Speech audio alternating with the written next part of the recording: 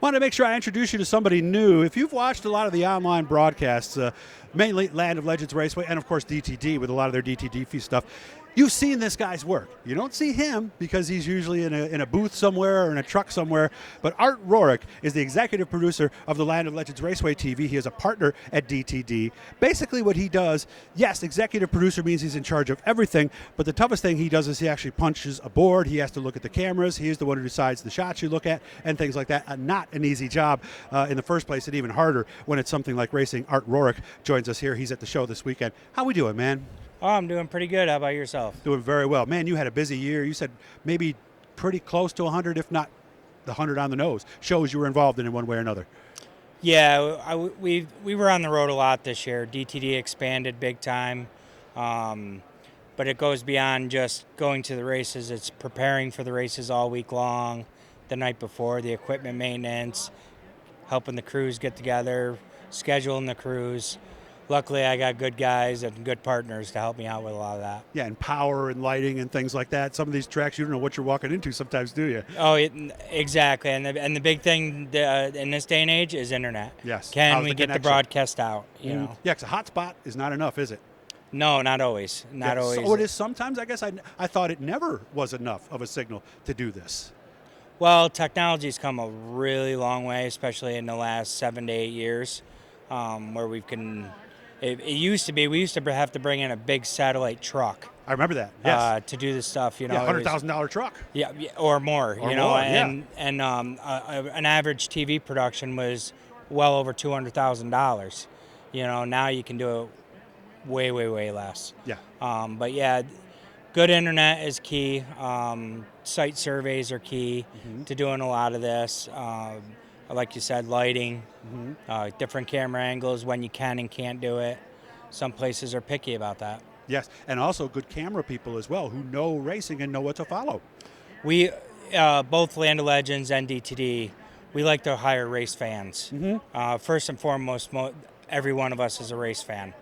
I think that really helps in our broadcasts. Yes. It's just like a lot with football. You know, when we're doing football, you want to hire football fans. We're happy to be there. We're excited to be there. And I think it shows in our productions. Yes, and he's right about that. Mike Yanni is our pit cameraman, and he has been a fan since he was a little kid, and he also works on the backstretch as well. How tough is it to know sometimes what's going on? Because unlike when I'm announcing, I can see the whole track, I can see the monitor. You can't actually see the racetrack. You have to go by what they're showing on the cameras, don't you? Well, for those that don't know, I'm actually looking at, if we say, for instance, we're doing a 4-camera show, I'm looking at 4 different angles constantly, and then we depict what angle to take from there. It's a lot of just knowing racing, listening to the announcer. In most cases, we like to have direct contact with the announcer. That's not always the case. Yes. But if you can work together with the announcer and really do your best to show the people at home the racing. And sometimes it's in the top 5, but sometimes it's... Yeah, if the race for 9th is the only race you got, sometimes you show the race for 9th. And I work with Art in the tower a couple times because normally I'm in the pits. I'm the pit reporter, but I did get up in the booth. You have Art in one ear, you have the audio. It's called IFB, Interruptible Foldback, so I can hear what I'm saying and what's going on in the broadcast, but Art can interrupt me. And I remember there were a couple times you would say, okay, Doug, here's the split screen. And then there were other times we'd be on the race for 3rd, and I'd notice that 2nd would catch the leader, and I'd go, you're watching the battle for 3rd. I'm watching the battle for the lead because 2nd place has now caught him. And that's your cue to kind of, because we do play off each other, right? Oh, absolutely. I mean, that's a key thing, too, you know, with our production meetings. The key words where we can kind of feed off each other. And as you're producing, it's going with the flow, listening to the race director, what's coming on the track next. Because as we all know, a race schedule could be on paper, but it changes dramatically. It does. And within seconds. Yeah. Yeah, sometimes you go to the production meeting and then you start recording and you're like, oh man, there's nothing that's happening that was on this. Right. You're really just wadding it up and throwing it away. You're reacting as things happen. So, exactly. And that's different than a lot of other forms of television, isn't it? Because you really have to be prepared to roll with it in dirt, don't you? Oh, absolutely. Yeah.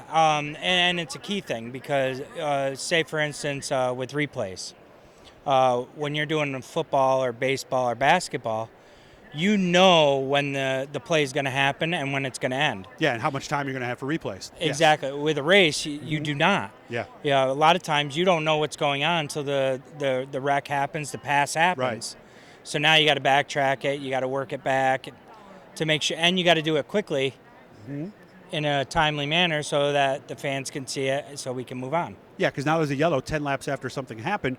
You have to remember that and then tell me or Steve or whoever's in the booth, I heard the replay from what happened back on lap 5, so there's a lot to keep track of. Yep. You got to keep track of the time. You got to keep track of the race schedule, where your camera people are at. Yeah, which camera had the best angle, right? Exactly. Exactly. And normally, again, production has changed so much. This was a job of 4 to 5 people. Now we're down to 2. Yeah, you used to have one person just run the replay decks, Yeah. if I remember correctly, Yep. right? It was, and then there was another guy that sat next to him. Yes. That wrote down the time codes on the tape decks. That would tell him how to get there. And Yes. yeah, so what he's talking about, they used to take cameras and run them directly into video recorders.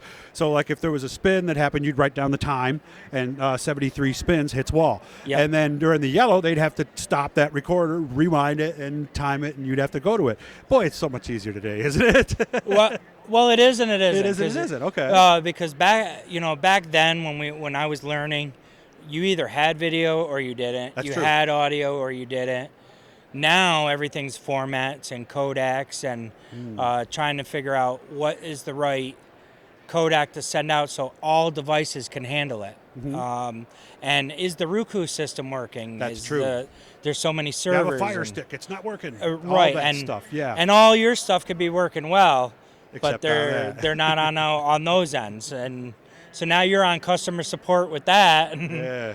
it can get crazy. It is. It is nuts, guys, but it's amazing. It's smart people like Art that are the reason all this happens. There's a reason why I'm not doing it. I'm not smart enough. I'll stay on the microphone while Art tries to get me loosened up that one night. I was just way too stiff that night, so I don't know what happened. I don't know. You're running a camera today, so I'm impressed. Okay, all right. Well, I'm impressed with you. So there we go. We have mutual admiration. What are we thinking about next? I mean, we're doing trade shows for a while pretty much now, or? Yep. So for the rest of this season, we'll be doing the trade shows to promote next season, but the main thing is upgrading some equipment. Okay, just like the teams. Just like the teams. With technology, you got to keep up with the Joneses. Just like the teams. And so we'll be doing a lot of that. We'll be doing a lot of maintenance. Yeah, equipment gets dirty. These cameras don't do well after a season out in the dirt. So. No, not at all. And then, that backstretch camera had all kinds of problems at Canandaigua by the end of the year. Oh, yeah. So then that's already been upgraded already. And good. So there's a lot of that's, and then there's a lot of admin stuff, just coming up with different, better ways of doing things and team meetings, more efficient. Things, yes. Yeah, a much better word, yes. yeah, because that is, because you don't have a lot of time during these events. So, again, Art, thanks for everything you do. We have so much fun over there on Saturday night. He is part of our team at Land of Legends Raceway, where I will say safely, the best weekly internet broadcast there is. You're with me on that, right? It's one of the best. DTD is pretty good. Oh, no, I was talking about weekly at one. Oh, yeah. So, hit the Bluey guys, that'll subscribe you. We're going to be doing a lot of cool stuff this off season. Let's make sure we do some projects and have some fun, okay, man? Absolutely. Thanks.